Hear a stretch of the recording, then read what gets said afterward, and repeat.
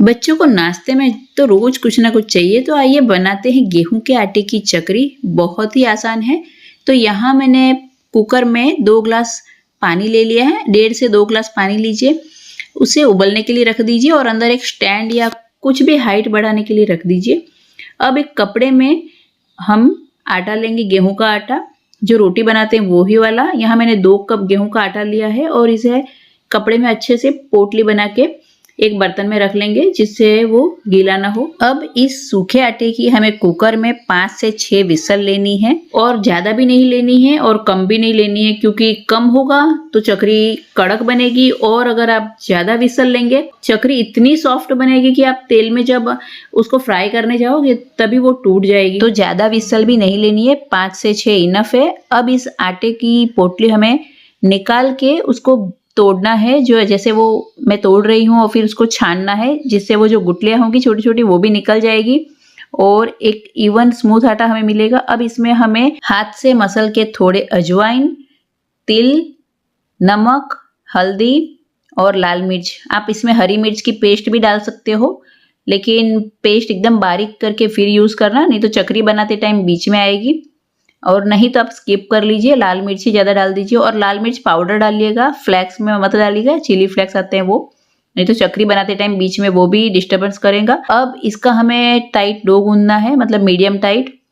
तो यहाँ मुझे करीब आधा कप पानी लग गया था इसको डो को बनाने में। जैसा आपको वीडियो में दिख रहा है वैसा ही मीडियम डो हमें गूंदना है और इसे हमें 10 मिनट रेस्ट देना है, फिर इसकी हम चकरी बनाएंगे। ये चकरी बनाना बहुत ही आसान है और बच्चों को बहुत ही अच्छी लगती है।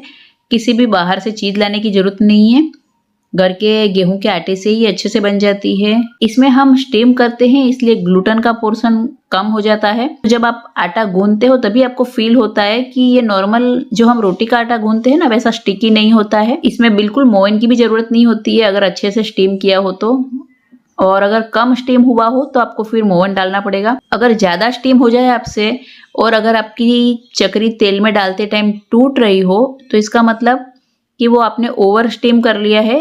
तो ऐसे कंडीशन में आपको इसमें 1 से 1.5 टेबलस्पून आप इसमें नॉर्मल गेहूं का आटा हो वो डाल दीजिए, इससे वापस वो ठीक हो जाएगा। और अगर आपकी चकरी बहुत कड़क बन रही है इसका मतलब कि वो स्टीम अच्छे से नहीं हुआ है, तब आप इसमें थोड़ा सा मोवन डाल के आटे को वापस ठीक कर सकते हो। अब इसे हमें तेल एक बार गर्म हो जाए फिर 8 से 10 मिनट तक लो फ्लेम पे फ्राई करना है। तो ये 2 टिप्स एंड ट्रिक्स आप ध्यान रखिएगा तो आपकी चकरी कभी नहीं बिगड़ेगी कि आपको ओवर स्टीम भी नहीं करना है और कम भी नहीं करना है। ओवर स्टीम करने की वजह से चकरी बहुत ज्यादा सॉफ्ट बनती है और अंडर स्टीम मतलब कम स्टीम करने की वजह से चकरी बहुत ही हार्ड बनती है। तो आपको मेरी आज की ये recipe with tips and tricks अच्छी लगी हो तो वीडियो को ज्यादा से ज्यादा लाइक, शेयर और सब्सक्राइब करें। मुझे इंस्टाग्राम और फेसबुक पे भी फॉलो करें।